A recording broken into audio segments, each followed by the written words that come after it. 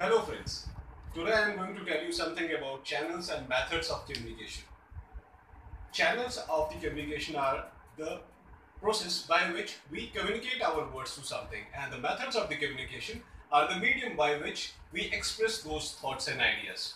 The channels of communications are three: upward, downward and lateral communication. And the methods of communication are oral, written and gestural. First of all, I will tell you about the channels of communication. As I said, there are three channels of communication. We have upward communication, we have downward communication, and we have diagonal communication. In any organization, the kind of communication that flows from higher authority level to the lower authority level, that is called downward communication.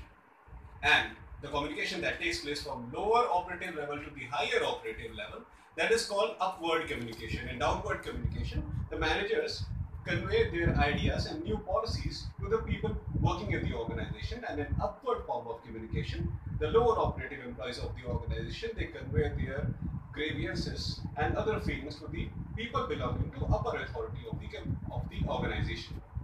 As we have downward and upward communication, similarly we have lateral communication or sideways communication. Sideways communication or lateral communication is a mode of communication that takes place between people belonging to same operative levels, but those who are working in different departments. For example, production manager handles production of the organization, sales manager handles sales of the organization, and marketing manager handles marketing process of the organization. But in certain cases, these three managers, they need to communicate with each other if there is a kind of interdepartmental conflicts in the organization, or if different departments of the organization are collaborative working for one particular goal of the organization. In that case, it is called lateral communication or sideways communication. So as I said that we have different channels and methods of communication. We have upward communication, we have downward communication, and we have sideways communication. But during these processes of upward, downward and sideways communication, what are the mediums of the communication that we use to communicate? What are the methods by which communicate to the people belonging to different strata of the organization? Then, if we talk about the mode, we have oral, written and gestural modes. Oral communication is a mode of communication that is expressed through words.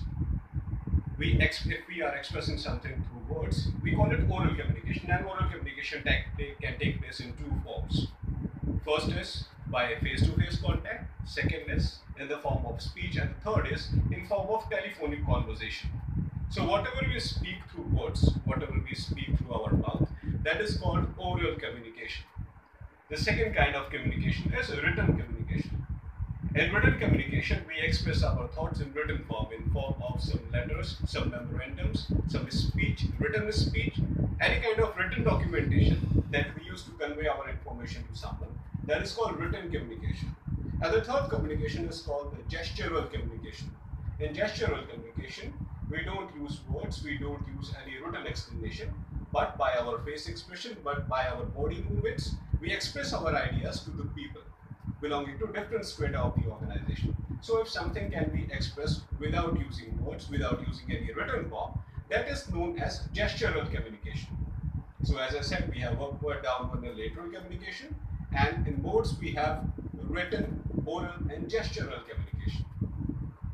In all these processes of communication inside an organization, there are certain other aspects of the communication which I am going to tell you today. One mode of communication is called rumor. Yeah, rumor. Rumor is a kind of communication. We say that it is a fake gossip, it is an unnecessary gossip, the unnecessary information that should always be rejected, that should not be taken seriously. That is called rumor. We know that rumor should not be taken seriously, but rumor is again a very important part of organization. Not because rumor should be spread, but we should protect ourselves from rumor. Rumor is unethical information, ladies and gentlemen. Rumor is absolutely unethical information that is explored by different people of the organization for their own gain. If people are willing to, defame the organization, they want to do certain illegal activities on the organization, they use rumor. Rumor is an untrue part of communication. It is a useless communication that should always be avoided. As we have rumor, we also have a grapevine. grapevine is a kind of communication that originates in the organization, but we do not know that from where that communication has originated in the organization. So the origination of the grapevine communication and how it flows in different parts of the organization is always unknown. So grapevine should always be avoided. If you want to avoid rumors and grapevine in your communication, that certain steps should be taken by upper level of the organization so that we can save ourselves from grapevine and rumor. Exact information, whatever policies and procedures the company is about to make, those policies and procedures should be clearly explained to the lower operating employees of the organization so that they know they don't have any extra question in their mind. Because if they have some extra question in their minds, if they do not understand anything clearly, if they are not able to understand the policies and procedure that the organization is about to implement or is currently working on, then rumor and gossips are about to originate. People, in order to understand different things, they will talk to different sets of the people. They will talk to different strata of the organization without knowing that whether talking to this particular person is exactly necessary or not. So if they don't know that whether talking to a particular person is exactly necessary or not, they start communicating with the people who are not directly linked with the organization.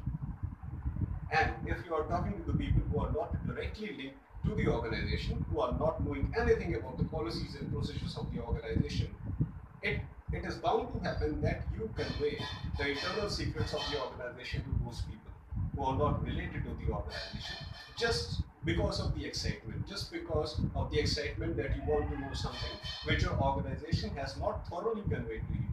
So that is the ill effect of rumors and gossips. This is the ill effect of rumors and gossips, ladies and gentlemen, because it defames an organization.